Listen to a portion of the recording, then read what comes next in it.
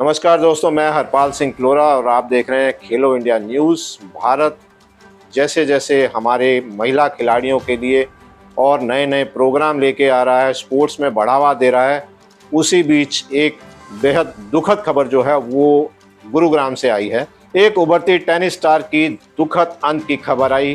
क्या खेल में बेटियों का जुनून अब भी ताना है?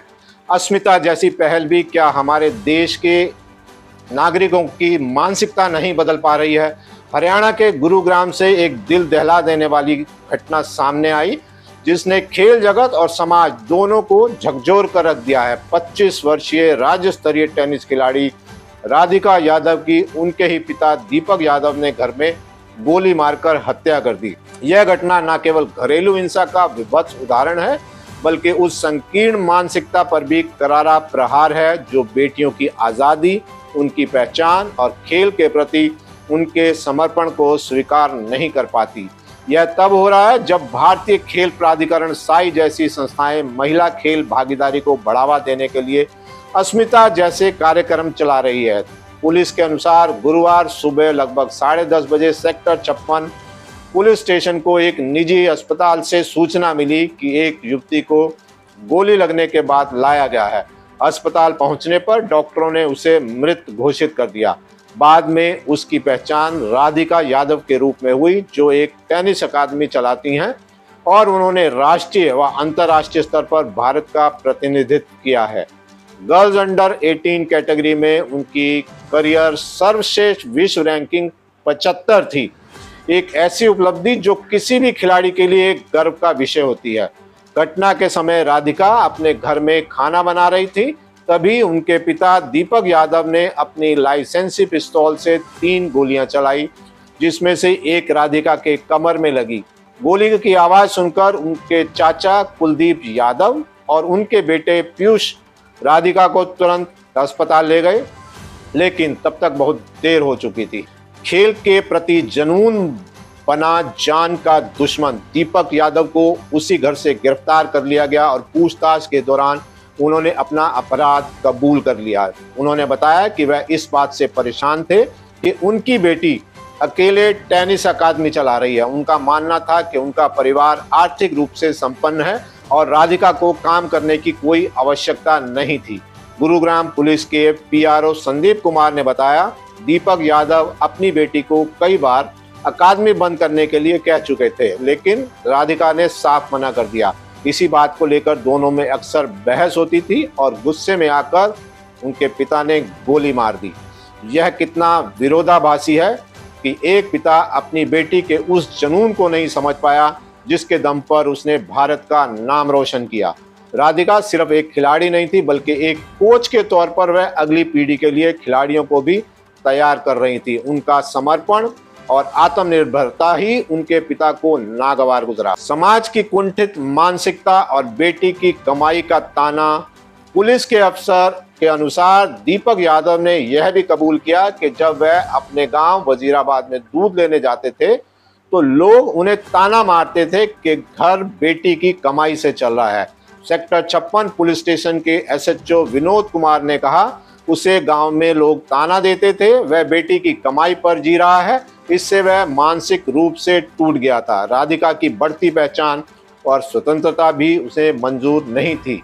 यह एक गंभीर सवाल खड़ा करता है कि हमारा समाज आज भी बेटियों की सफलता को किस नज़र से देखता है। क्या एक खिलाड़ी का आत्मनिर्भर होना, अपनी पहचान बनाना और अपने जुनून को जीना इतना बड़ा अपराध है कि उसे अपनी जान गंवानी पड़े? खेल के क्षेत्र में जहां भारत की बेटियां अंतर्राष्ट्रीय मंच पर देश का नाम रोशन कर रही हैं, वहां ऐसी घटनाएं उन लाखों लड़कियों के सपनों को तोड़ देती हैं जो खेल में अपना करियर बनाना चाहती हैं।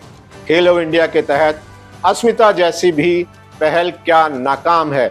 यह घटना ऐसे समय में हुई जब भारत सरकार और भारतीय खेल प्राधिकरण साई महिला सशक्तिकरण और खेल में उनकी भागीदारी को बढ़ावा देने के लिए सक्रिय रूप से काम कर रहे हैं। खेलो इंडिया कार्यक्रम का एक बड़ा हिस्सा अस्मिता achieving sporting excellence through mass participation है, जिसके तहत फेडरेशंस को महिला टूर्नामेंट आयोजित करने के लिए वित्तीय सहायता प्रदान की जाती है। अस्मिता का लक्ष्य बड़े पैमाने पर भागीदारी के माध्यम से खेल उत्कृष्टता प्राप्त करने में महिलाओं को प्रोत्साहित करता है। क्या सरकार और खेल निकायों के प्रयास तब तक सफल नहीं हो सकते जब तक समाज की मानसिकता ही नहीं बदलती। ओलंपिक चैंपियन नीरज चोपड़ा ने दुखद भरा संदेश दिया। भारत के Olympic gold medallist Neeraj Chopra ने भी इस दुखद घटना पर अपनी संवेदना व्यक्त की है। उन्होंने कहा, हमारे पास पहले से ही हरियाणा की कई महिला खिलाड़ियों के बेहतरीन उदाहरण हैं जो देश के लिए कमाल कर रही हैं। उन्होंने आगे कहा, जो खिलाड़ी अच्छा कर रहे हैं उन्हें आदर्श बनाना चाहिए। नीरज चोपड़ा का यह बयान इस बात पर जोर देता है कि समाज को अपनी सोच बदलनी होगी और बेटियों को खेल सहित किसी भी क्षेत्र में आगे बढ़ने के लिए प्रोत्साहित करना होगा। यह घटना सिर्फ राधिका यादव की मौत नहीं, बल्कि यह खेल के क्षेत्र में देश के उभरते सितारे का असमय खो जाना है। यह उन सभी लड़कियों के सपनों का अंत है जिन्होंने अपने परिवार या समाज की संकीर्ण मानसिकता के कारण अपने जुनून को छोड़ना पड़ता है। समाज को यह समझना होगा कि लड़कियों को भी अपनी पहचान बनाने और सपनों को पूरा करने की पूरी आज़ादी मिलनी चाहिए, विशेष रूप से जब वे किसी क्षेत्र में उत्कृष्ट प्रदर्शन कर रही हों। अस्मिता जैसी पहले तभी सफल हो पाएंगी जब घरों और समाज में बेटियों के प्रति सम्मान और उनके सपनों को साकार करने की सोच विकसित होगी।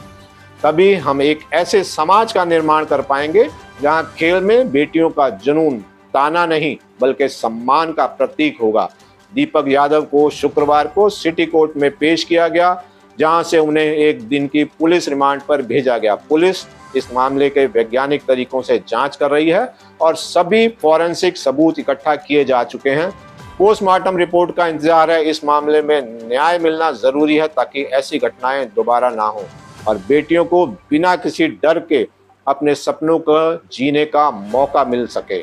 तो दोस्तों, इस तरह की घटनाएं जो हैं वो हमारे देश के लिए और खेल जगत के लिए बहुत शर्मनाक हैं और हम उम्मीद करेंगे कि इसमें पुलिस तत्परता से काम करेगी और हमारी महिला खिलाड़ी को न्याय मिलेगा। तो इसी तरह की खबरें हम आपके लिए लाते रहेंगे। इस वीडियो को लाइक करना ना भूलिएगा।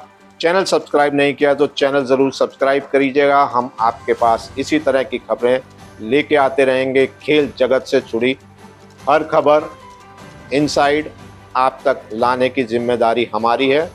अगली वीडियो तक के लिए इजाज़त दीजिएगा। बहुत बहुत शुक्रिया।